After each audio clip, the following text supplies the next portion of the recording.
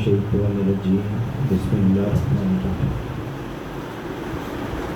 दोस्तान मोहतरम, अल्लाह के प्यारे महबूब क़ादिर दो जहाँ अहमद मुस्तफ़ा मोहम्मद मुस्तफ़ा हज़रत मोहम्मद सल्लल्लाहु अलैहि वसल्लम की विलादत का महीना रवां दवा है और आज 20 हो गई थी, बल्कि 21 की शब शुरू हो गई, 21 रबीउल अव्वल की।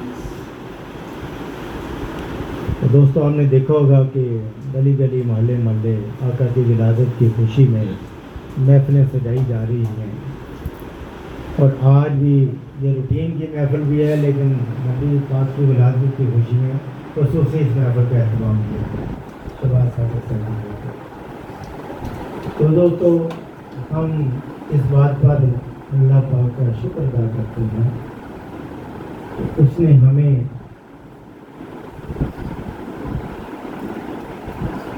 एक बहुत बड़ी नेमत अता की है।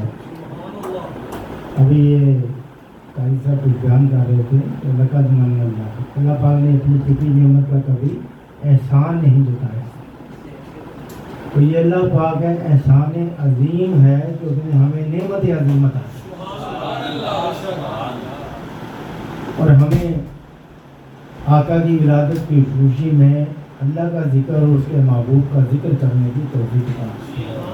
हम इस बात पर अल्लाह का शुक्र अदा करते हैं। दोस्तों, शुक्र हर हाल में करना चाहिए और अल्लाह पाक की ख़ास नेमत के बारे में भी हमें उसका शुक्र अदा करना चाहिए। और अल्लाह पाक ने जब फरमाया कि जब मैं तुम्हें कोई नेमत दूँ तो उसका शुक्र अदा करो और उसका चर्चा करो। वम्मा बिनिमत रब्बिका फाहदिस, खूब चर्चा करो, लोगों को बताओ कि अल्लाह पाक ने मुझे ये नेमत अता की। तो हम ना तो शुक्र अदा करते हैं और ना ही नेमतों के बारे में किसी को बताते हैं। हज़रत शेख सादी रहमतुल्लाह अलैह फरमाते हैं कि मेरे दांत अल्लाह की नेमतें खा खा कर टूट गए हैं, लेकिन जुबान को तौफीक नहीं हुई कि उसका शुक्र अदा। ज़बान शुक्र अदा नहीं करती, दांत टूट जाते हैं अल्लाह की नेमतें खा खा। हज़रत दाऊद अलैहिस्सलाम नबी जो अल्लाह के थे, उनको बड़ी अल्लाह पाक ने वसी सल्तनत अदा की थी। वो हर वक्त अल्लाह का शुक्र अदा करते थे और कहते थे कि अल्लाह पाक मैं तेरी किस किस नेमत का शुक्र अदा करूं, जो तुमने मुझे नेमतें दी हैं, मुझे नेमतों का शुमार नहीं कर सकता। मैं किस किस नेमत का शुक्र अदा करूं और ख़ास तौर पर इस बात का शुक्र करूं कि तूने मुझे नेमतों पर शुक्र अदा करने की तौफीक अता की। यानी कि उस नेमत का भी शुक्र अदा करते थे कि जो अल्लाह पाक ने उन्हें तौफीक दी, तो अल्लाह पाक की नेमतों का शुक्र अदा।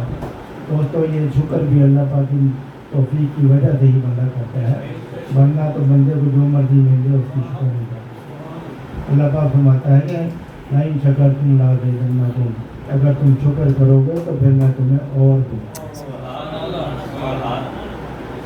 तो हम और मांगते हैं, लेकिन जो है उसका शुक्र अदा नहीं करते। तो इसलिए सबसे पहले दोस्तों, आज के बाद मामूल बना लें अल्लाह पाक ने जो कुछ भी अता किया है, कुछ भी अता किया है, थोड़ा ज़्यादा बहुत, आपके पूरा जो जिस्म ही है ना, इसका भी करोड़ों में नहीं कोई नेमत बदल नहीं सकता। पूछे उस बंदे से जिसके पाँव नहीं है वो चल नहीं सकता, पूछे से उस बंदे की जिसकी आंखें नहीं है वो देख नहीं सकता। इन नेमतों की कदर उस बंदे को होती है जिसके पास ये नेमतें नहीं होती। इसलिए हमें अल्लाह पाक की नेमतों का हर वक्त शुक्र अदा करें। तो कम महफिलें करते हैं, माशाअल्लाह रूटीन की महफिल होती है, दोस्तों को मैसेज भी करते हैं, व्हाट्सएप पे भी करते हैं, फेसबुक पे भी। तो फिर दोस्त कुछ आ जाते हैं, कुछ नहीं आते। तो अक्सर हम नए दोस्तों से पूछता हूँ कि क्या बात है आप महफिल में नहीं आते।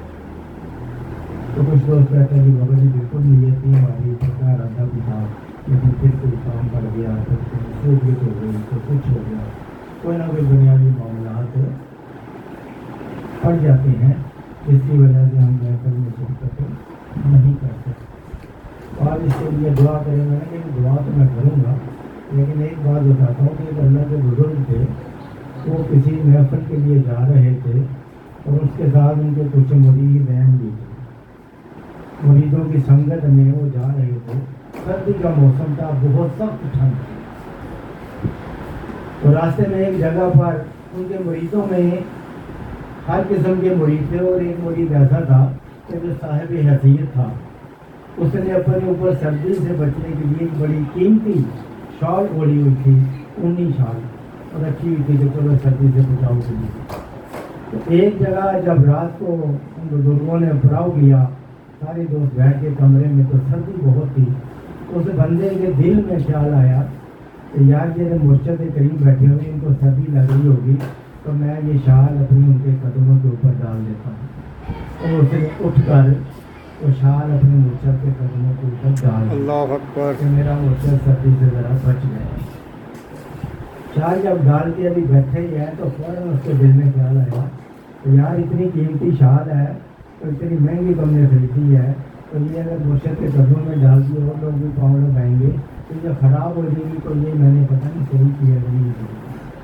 خیر گزر گیا، وقت گزر گیا، آگے چلے گئے، محفل ہو گئی، ذکر ہو گیا، سب کچھ ہو گیا. آخر میں اس مرید نے اپنی اس بات کا اپنے مرشد سے تذکرہ کیا کہ یا حضرت مجھے دو باتوں کی ذرا سمجھ نہیں آ رہی، آپ بتا دیں. تو آپ نے کہا جی پوچھو. اس نے کہا جی الہام کیا ہوتا ہے اور وسوسہ کیا ہوتا ہے؟ آپ نے فرمایا کہ دوست، جب تم نے مجھے دیکھا کہ میں سردی مجھے لگ رہی ہے اور تیرے دل میں خیال آیا کہ میں اپنی قیمتی شال اپنے مرشد کے قدموں پہ ڈال دوں، اللہ اللہ اللہ پاک. اللہ اکبر. اللہ اکبر.